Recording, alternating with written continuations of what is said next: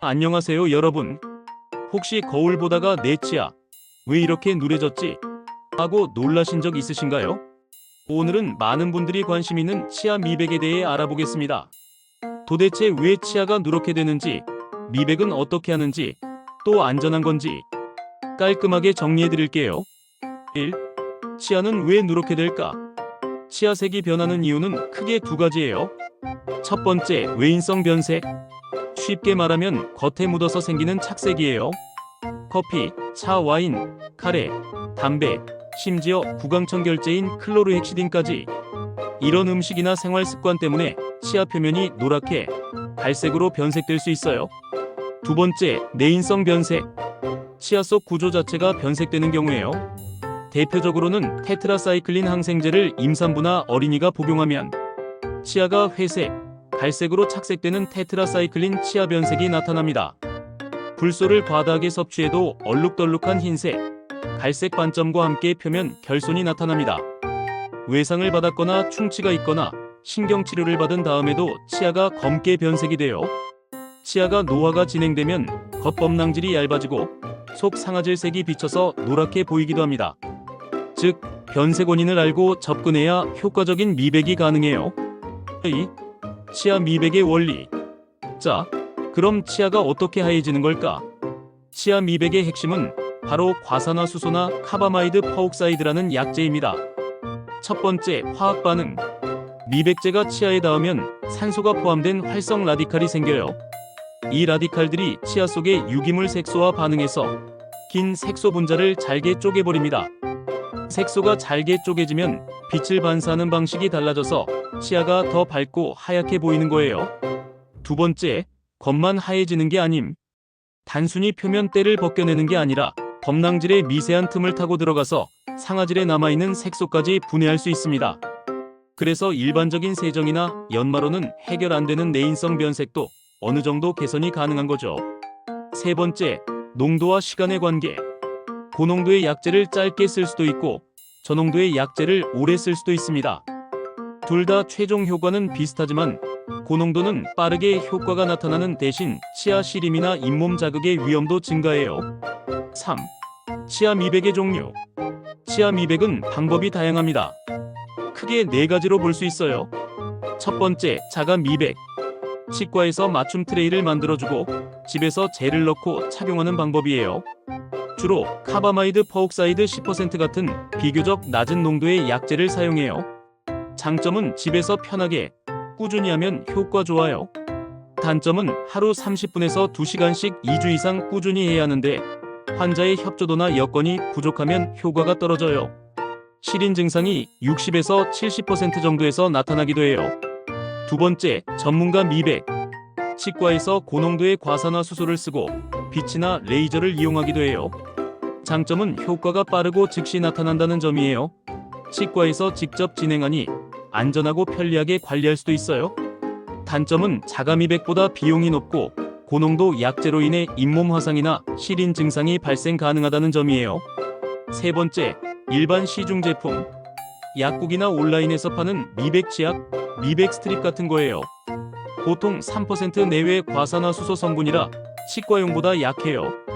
장기간 써야 효과가 조금 있고 하지만 부작용도 고려해야 해요. 네 번째, 기타 방법. 미세 연마술이 있어요. 범낭질을 산성물질과 연마제로 살짝 갈아내서 얼룩 제거하는 방법이에요. 신경치료받은 치아가 검게 변하면 실활치 미백을 해요. 신경치료한 치아 내부에 과봉산 나트륨이라는 약재를 넣어서 하얗게 만드는 방법이에요. 4. 전문가 미백 과정. 그럼 치과에서 받는 전문가 미백은 어떻게 진행될까요? 첫 번째, 사전 검사. 현재 치아 색상을 측정하고 변색의 원인을 확인해야 해요. 방사선 사진으로 치수신경 상태도 확인합니다. 충치, 시린 증상, 잇몸 질환이 있으면 미백 전에 먼저 치료해야 합니다. 두 번째, 잇몸 보호. 고농도 과산화수소는 잇몸에 닿으면 화상을 입을 수 있어요. 그래서 치과에서는 미백 전용 레진이나 보호제를 발라서 잇몸을 차단합니다. 세 번째, 미백제 도포.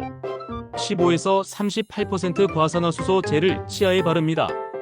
경우에 따라 레이저나 특수광을 쏘아 반응을 촉진하기도 하지만 꼭 필수는 아니에요.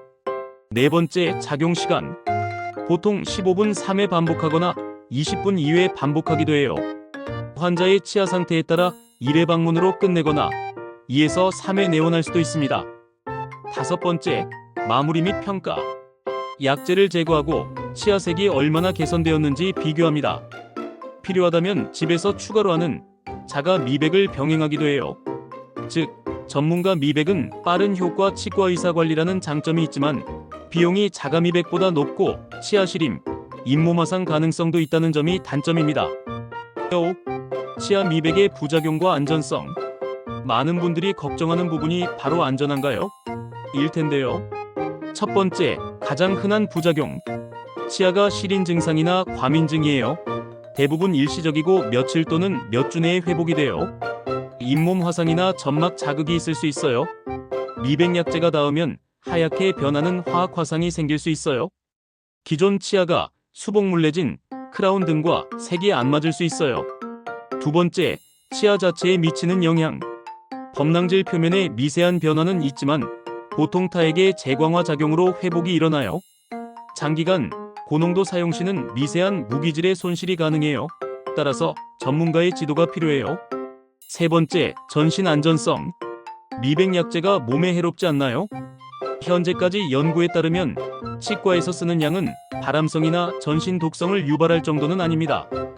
다만 임산부, 수유부, 어린이, 알레르기 환자 등은 피하는 것이 좋아요.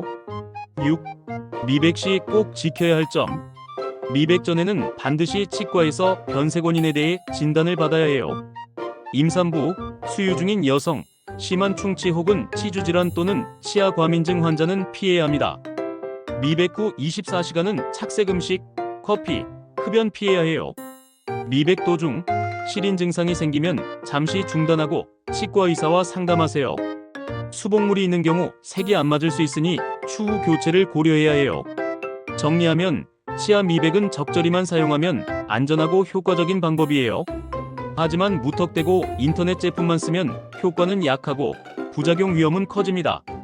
제일 중요한 건 치아 변색 원인을 파악하고 치과 진단 후 자신에게 맞는 방법을 선택하는 것입니다.